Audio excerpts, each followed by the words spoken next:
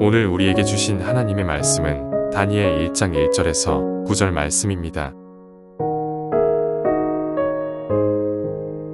유다 왕 여호야김이 다스린 지 3년이 되는 해에 바벨론 왕 느부갓네살이 예루살렘에 이르러 성을 에워쌌더니 주께서 유다 왕 여호야김과 하나님의 전그릇 얼마를 그의 손에 넘기심에 그가 그것을 가지고 신할 땅 자기 신들의 신전에 가져다가 그 신들의 보물 창고에 두었더라.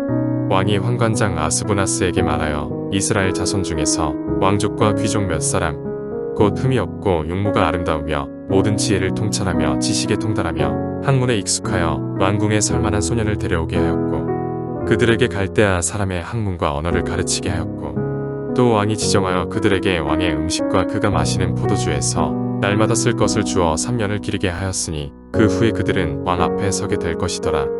그들 가운데는 유다 자손 곧 다니엘과 하나냐와 미사엘과 아사랴가 있었더니 환관장이 그들의 이름을 고쳐 다니엘은 벨드사살이라 하고 하나냐는 사드락이라 하고 미사엘은 메삭이라 하고 아사랴는 아벳느고라 하였더라.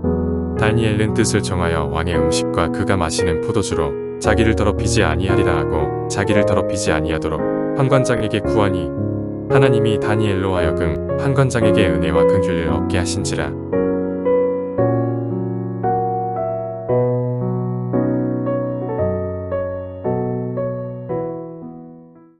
우리나라는 참 독특한 것 같아요. 그 새해는 1월이 새해 시작인데 실제로 새해 복 많이 받으세요를 가장 힘차게 하는 건 주로 2월에 많습니다. 2월에 뭐가 있어서요? 구정이 있고 이제 구정에는 특별히 우리 학생들에게는 사활이 걸린 문제가 있는데 세뱃돈이 달려있기 때문에 1월에 새해 복 많이 받으세요 할 때보다는 그 2월달 그 구정에 새해 복 많이 받으세요 훨씬 더 간절한 마음으로 이제 새해 복 인사를 한다는 것을 알게 됩니다. 그런데 또 그게 다가 아닙니다. 뭐가 틀리냐면요, 학교 다닐 때를 생각해 보십시오. 언제 비로소 1년이 새로 시작했나라고 생각하면요 3월입니다. 3월에 어딜 가야지 실감이 납니까? 학교에 딱 들어가면요 이제야 비로소 1년이 새로 시작됐다는 느낌이 팍 납니다. 새로운 반, 또 새로운 선생님, 그리고 새로운 친구들, 이제 2025년도가 시작된 겁니다. 그렇지 얘들아? 네. 네. 3월이 될 때마다 저는 너무너무 긴장됐어요. 제가 3.1절이 지나고 주로 3월 2일에 학교에 갔던 기억인데 올해는 특별하여 3월 4일이더라고요. 3월 4일에 이제 학교를 가게 될 텐데 제가 김씨잖아요. 그래서 주로 자기 소개를 하면 첫날 거의 걸릴 확률이 98%입니다. 그래서 계속 앉아서 취미, 가족관계, 또 뭐 좋아하는 거 이거 해야지 이거 해야지 계속 머릿속에 생각하는데 제가 긴장을 많이 하거든요. 손에 막 땀이 나면서 머리가 하얘지는 거죠. 그리고 긴장을 많이 하면 무슨 목소리가 나오냐면요 그 염소 목소리가 나옵니다. 제가 그래서 얼마나 막 그 음이탈하는 목소리도 막 내면서, 그리고 맨날 앉으면서 얼마나 후회를 했는지, 그렇게 머릿속으로 했는데 한 말은 다 잊어먹고 뭔 말을 했는지 모르면서 자리에 앉았던 기억이 납니다. 성도님들, 그런 제가 설교하고 있다라고 생각하면 너무너무 신기하고 지금도 굉장히 이상하고, 그때 저를 봤던 사람들이라면 쟤는 커서 뭘 할까 이런 생각을 했을 텐데 설교를 하고 있다는 거죠. 그러니 우리 아이들의 모습도 지금하고는 너무 다를 수 있다는 겁니다. 그래서 지금 보는 모습이 다가 아니라는 거죠. 우리 서로 양옆에 있는 친구와 함께 인사하겠습니다. 넌 잘 될 거야. 네, 한번 인사 나눠보시겠습니다. 지금 보이는 게 다가 아니다. 네, 네. 사실 되게 괜찮은 친구들이 앉아 있는데 잘 모를 때가 많아요. 너무 어렸을 때부터 같이 자라서 그런 거죠. 오늘은 이 새 온세대 예배로 드리면서 새학기 파송 예배 이렇게 이름을 붙였습니다. 우리 아이들이 이제 이틀이 지나면 각 학교에 들어가서 생활을 하게 되는데, 저는 우리 아이들에게 있어서 이것은요 파송과 같은 의미입니다. 세상으로 본격적으로 나가는 시간이 열린 거죠. 우리가 함께 기도하고 격려하는 마음으로 예배를 준비했습니다. 저는 오늘 우리가 함께 본받을 믿음의 선배 이 한 명을 소개할까 하는데요, 그거는 다니엘, 조금 더 넓게 얘기하자면 다니엘과 세 친구입니다. 과연 그들에게 어떤 일들이 일어났을까? 우리 본문 1절과 2절 말씀을 제가 한번 읽어볼게요. 유다왕 여호야김이 다스린 지 3년이 되는 해에 바벨론 왕 느부갓네살이 예루살렘에 이르러 성을 에웠었다니 주께서 유다 왕 여호야김과 하나님의 전 그릇 얼마를 그의 손에 넘기심에 그가 그것을 가지고 신할 땅 자기 신들의 신전에 가져다가 그 신들의 보물창고에 두었더라. 1999년이 무슨 해인지 기억나십니까? 1999년에 무슨 일이 있었냐면 제가 고3 때입니다. 제가 고3 때 제 기억이 맞는다면 수능 전날입니다. 어떤 일이 있었냐면 허준이라는 드라마가 하고 있었습니다. 형들도 허준 보셨습니까? 허준은 역대급 드라마입니다. 우리나라 사극 역대 시청률 1위. 그게 1999년에 있었던 허준입니다.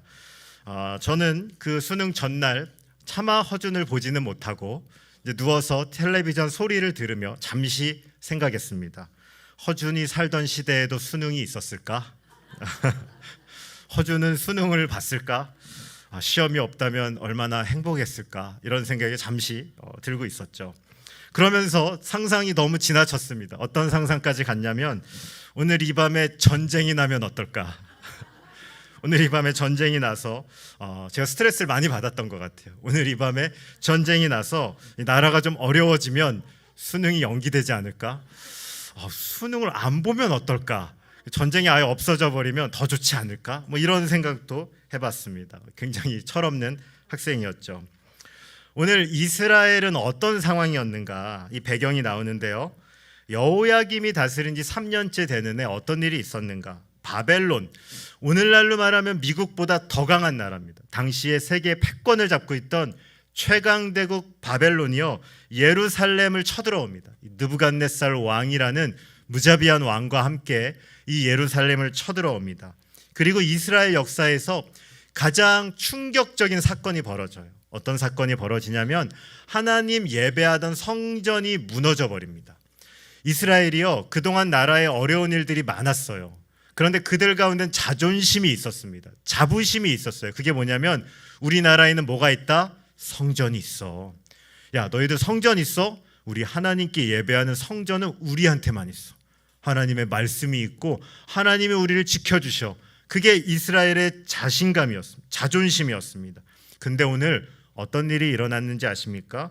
이 말씀을 보시면요, 하나님의 전그릇을 빼앗겼다. 이 말은 성전이 무너졌다는 겁니까? 안 무너졌다는 겁니까? 무너졌다는 거죠. 이방의 병사들이 와서 성전을 무너뜨렸습니다. 이방 민족들이 성전을 회파했습니다. 그리고 괜찮은 만한 물건들은 다 가져간 거예요. 성전이니까 좋고 값비싼 물건들 많았겠죠. 그걸 다 훔쳐간 겁니다. 오늘 나라가 망했다는 것, 물건만 뺏긴 게 아니죠. 지금 오늘 뉴스를 보니까 많은 러시아와 우크라이나 전쟁도 종전을 하려고 하는데 쉽지가 않은 거예요. 많은 나라들이 이 우크라이나에서 뭔가를 얻어내려고 그래요. 미국도 잘 도와준 줄 알았는데 또 협상하면서 뭐 달라 그러는 거예요. 러시아는 말할 것도 없겠죠. 나라가 힘을 잃으면요, 서러운 겁니다. 그 엄청나게 비극적인 일들이 벌어지는 거죠. 바벨론은 이스라엘에게 어떤 일을 했을까요? 3절부터 5절 말씀을 제가 한번 읽어보겠습니다. 왕이 환관장 아스브나스에게 말하여 이스라엘 자손 중에서 왕족과 귀족 몇 사람, 곧 흠이 없고 용모가 아름다우며 모든 지혜를 통찰하며 지식에 통달하며 학문에 익숙하여 왕궁에 설만한 소년을 데려오게 하였고 그들에게 갈대아 사람의 학문과 언어를 가르치게 하였고, 우리 5절을 함께 읽겠습니다. 시작.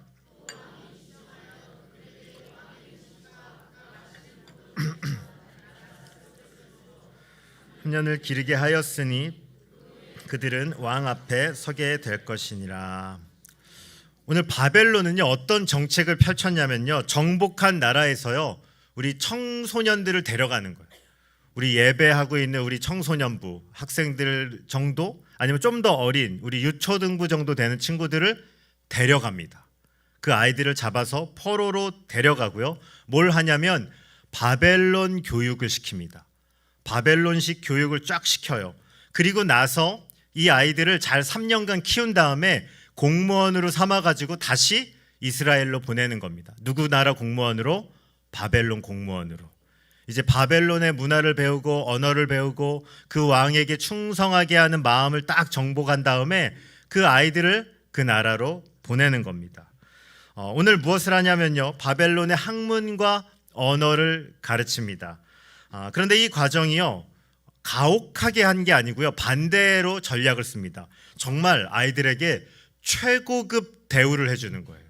최고급 학문과 교육과 먹을 것과 놀 것과 모든 문화를 제공해 주는 겁니다.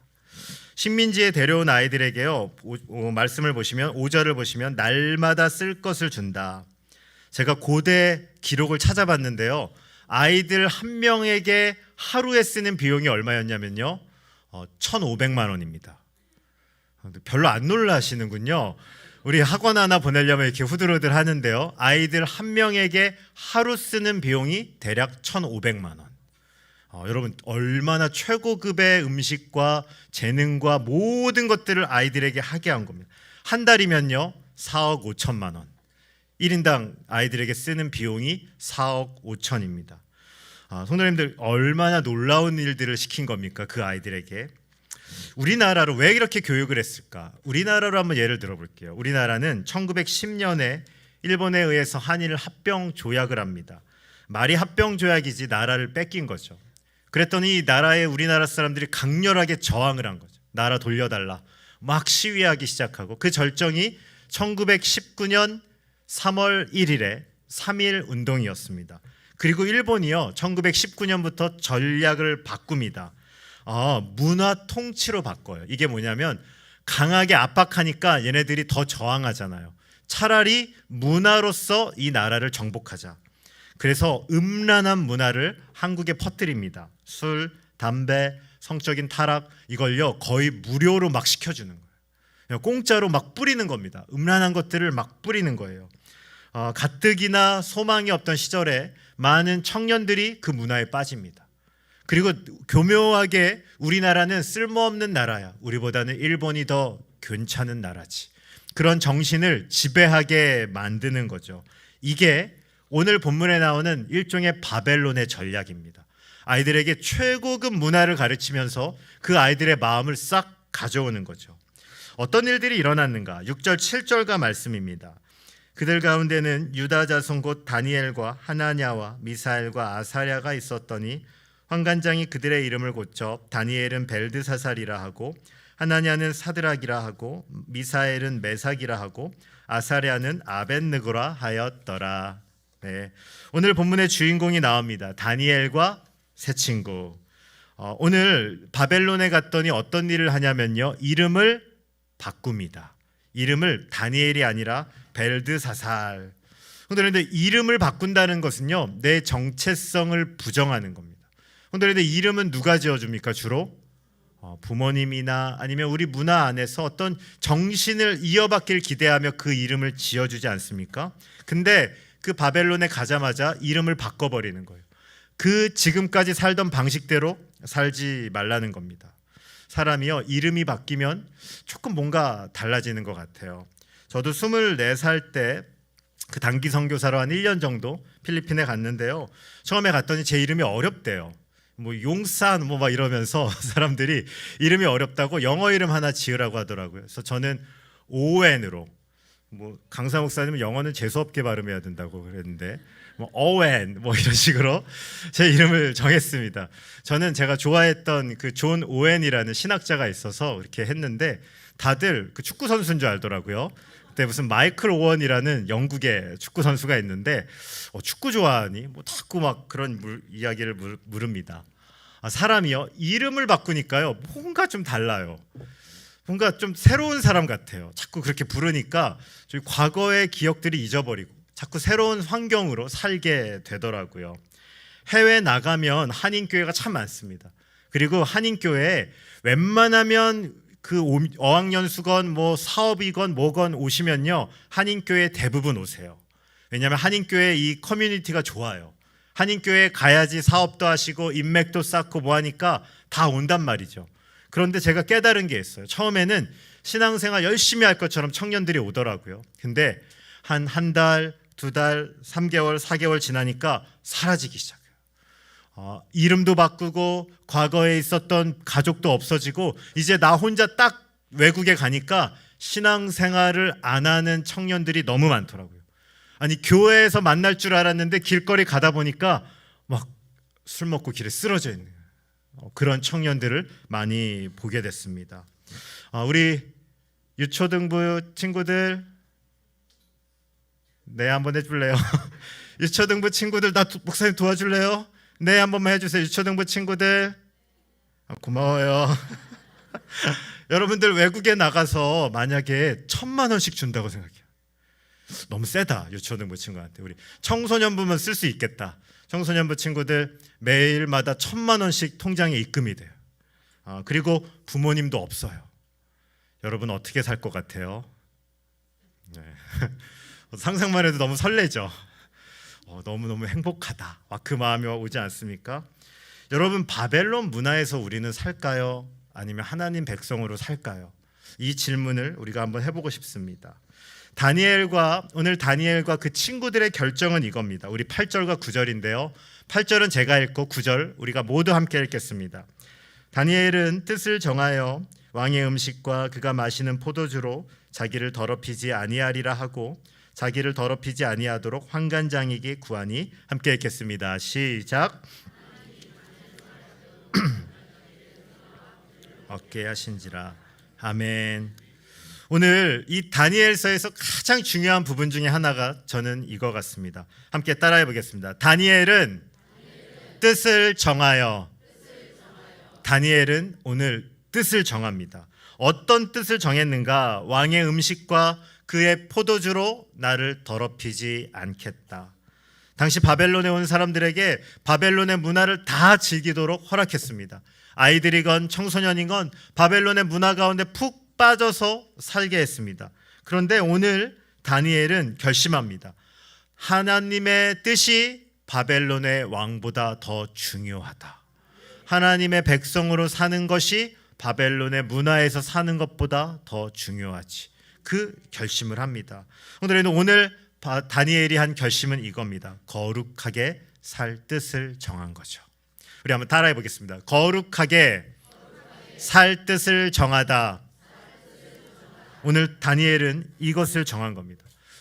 내가 뜻을 정한 게 나 1등 해야지. 나 최고로 잘난 사람 돼야지. 나 S대학 가야지. 이게 아니고요. 나 거룩한 사람이 되겠다. 이 바벨론의 땅에서 내가 비록 살지만 하나님의 자녀답게 살 거야 라고 결심합니다. 당시 포로였습니다. 그리고 바벨론의 문화에서 살아야 됐어요. 근데 그걸 거부한 겁니다. 어쩌면 생명의 위협을 받을지도 몰라요. 어쩌면 출세길이 막힐지도 몰라요. 어쩌면 여러 가지 구박을 받을 수도 있습니다. 그 상황에서 다니엘은 결심한 겁니다. 이제 우리 친구들, 학생들은 새로운 학년으로 갑니다. 새로운 반으로 갑니다. 보니까 반 벌써 알더라고요. 그래서 선생님도 이미 알더라고요. 누구누구 선생님이다. 그 학교에 있으니까 어떤 선생님인지도 아는 경우들도 있습니다. 학교는요, 만만한 곳이 아닌 것 같아요. 하나님의 자녀답게 사는 것에 학교에서는 별 관심이 없습니다. 학교의 유일한 관심은 뭡니까? 학교에서 가장 관심을 갖고 있는 건 뭐예요? 중학교, 고등학교 가면서 이 친구가 어떤 성적을 내는가? 이 친구가 얼마나 유능한 사람이 되는가? 여러분, 그것이 가장 중요한 관심이죠. 교육이 계속 바뀌고요. 우리가 교육했던 거랑 너무너무 달라졌어요. 그래도 목적은 하나예요. 옆에 있는 친구보다 네가 더 잘해야 된다. 이게 사실 시간이 아무리 지나도 잘 안 변하는 거죠. 그래야지 좀 더 경쟁력 있는 사람이 될 거야. 그게 오늘 우리 아이들이 받는 세상의 메시지입니다. 얼마나 스트레스가 많겠습니까? 옆에 친구로 지내지만 실제로는 경쟁해야 됩니다.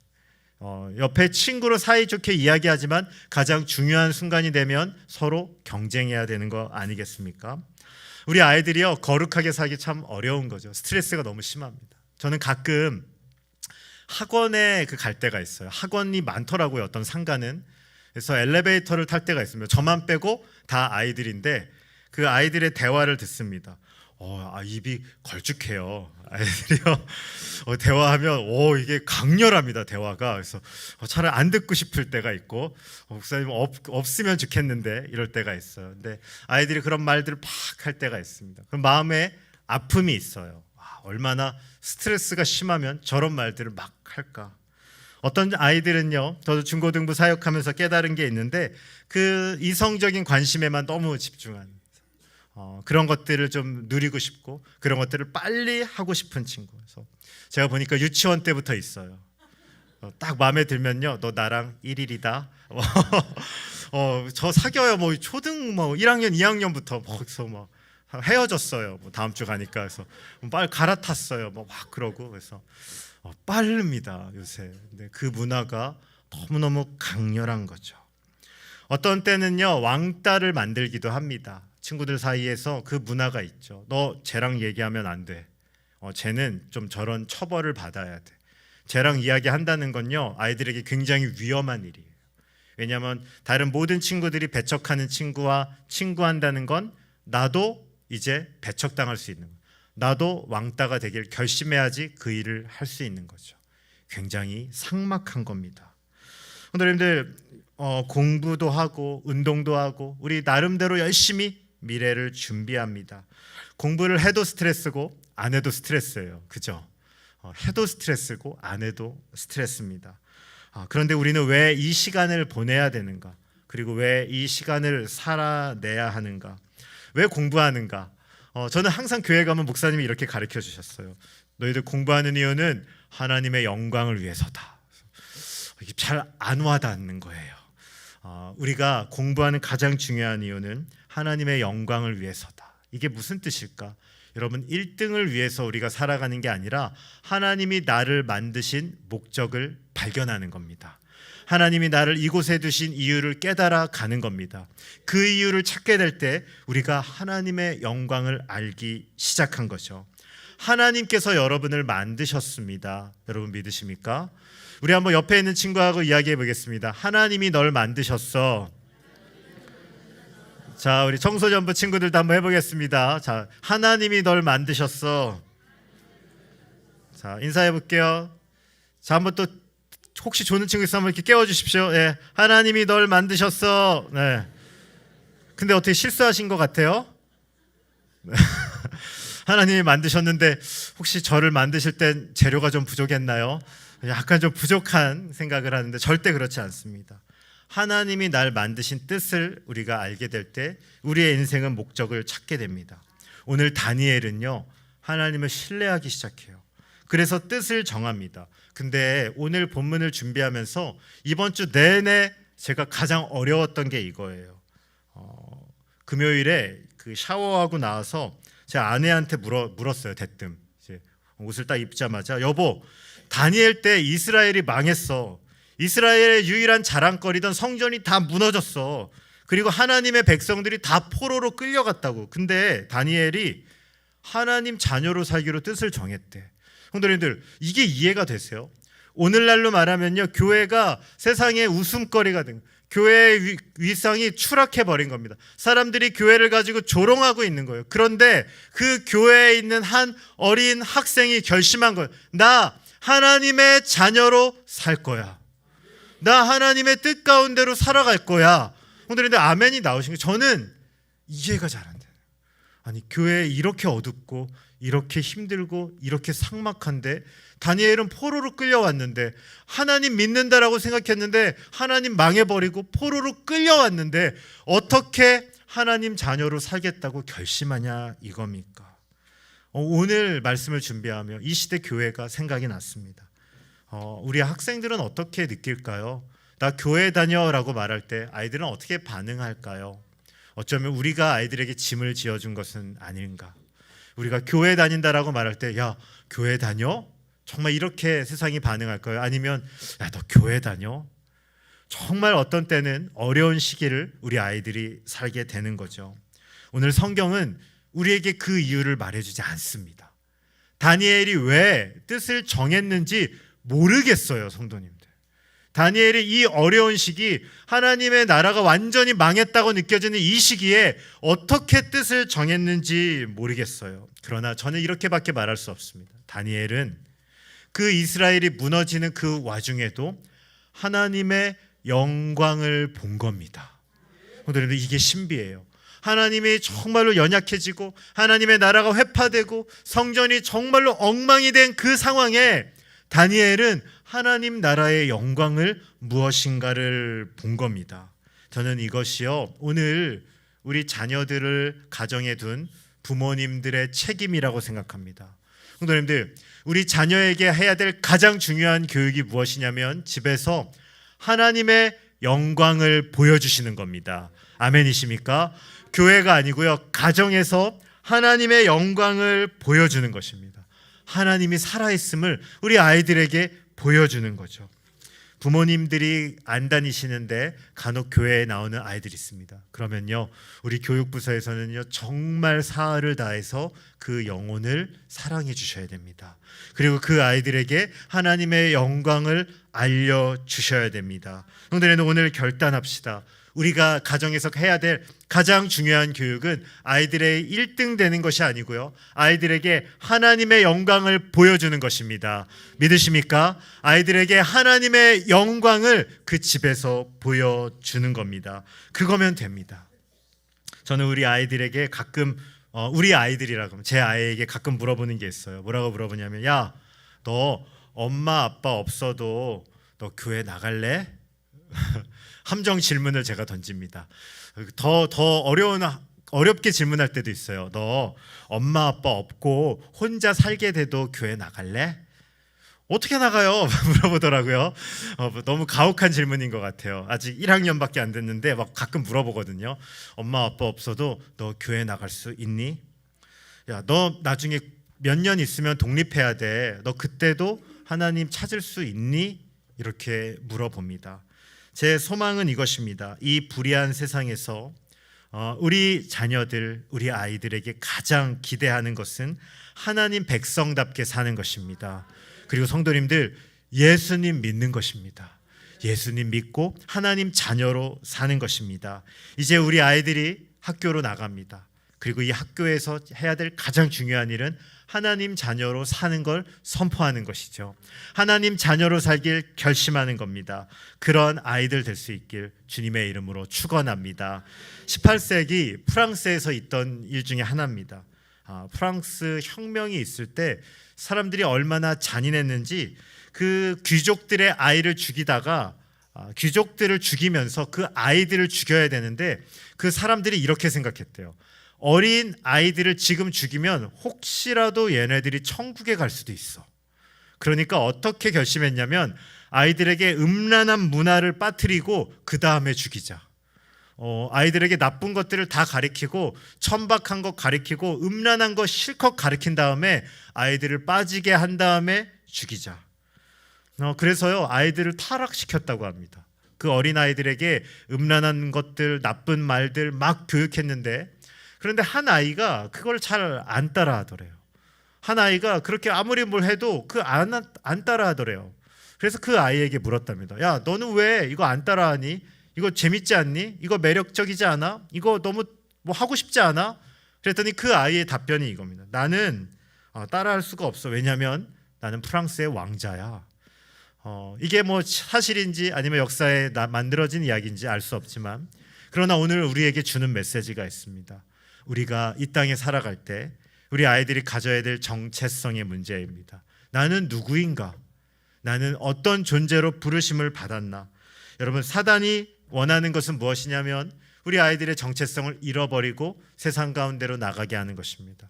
하나님의 자녀인 것들 다 잃어버리고 세상에서 살도록 만드는 것입니다. 오늘 파송받는 이제 학교로 나가는 우리 주일학교, 우리 교회학교 모든 친구들 한번 따라해 보겠습니다. 얘들아, 도와줘. 따라해 보겠습니다. 나는 하나님의 자녀다. 한 번 더 해보겠습니다. 나는 하나님의 자녀다. 고마워. 한 번 더 해보겠습니다. 나는 하나님의 자녀답게 살겠다. 아멘. 여러분들이 이제 우리 아이들이 나갑니다. 만만치가 않은 곳입니다. 아이들에게는 직장이고요, 아이들에게는 인간관계이고요, 아이들에게는 그 모든 것입니다. 어떤 의미에서는 이 학교로 돌아가는 아이들을 향해 하나님의 자녀답게 살 수 있도록 우리가 오늘 좀 축복하는 시간 갖기 원하는데요. 우리 학생들 친구들 한번 다 일어나 볼까요? 네, 한번 일어나 보겠습니다. 자, 우리 청소년부도 한번 다 일어나 보고요. 한번 뒤를 돌아서 우리 한번 볼까요? 네, 뒤를 한번 보겠습니다. 자, 보이시나요, 성도님들? 네, 잘생겼나요? 네, 누구 자녀길래? 오늘 우리 아이들에게 좀 같이 축복하고 싶은데요. 네, 우리 제사장의 축복이 있습니다. 하나님의 약속이라는 곡인데 이게 어디에서 나온 찬양이냐면 실은 민수기에 나오는 제사장의 축복에서 나온 거예요. 자, 우리 목사님 보지 말고 저기 앞을 한번 볼까요? 우리 아이들에게 이 찬양을 우리 함께 불러줄 때 우리가 하나님의 마음으로 좀 축복하는 마음으로 아이들에게 좀 격려했으면 좋겠습니다. 가사가 이렇습니다. 여호와는 너에게 복을 주시기를 원하며 너를 지키시기 원하며 여호와는 그 얼굴을 향하여 드사 은혜와 평강 주시기를 원하노라. 우리 아이들에게 정말로 이 세상으로 나가는 이 학교에서 하나님을 붙잡는 아이 될 수 있도록 우리가 함께 찬양하고요. 봉헌 찬양도 함께 겸하도록 하겠습니다. 찬양하겠습니다.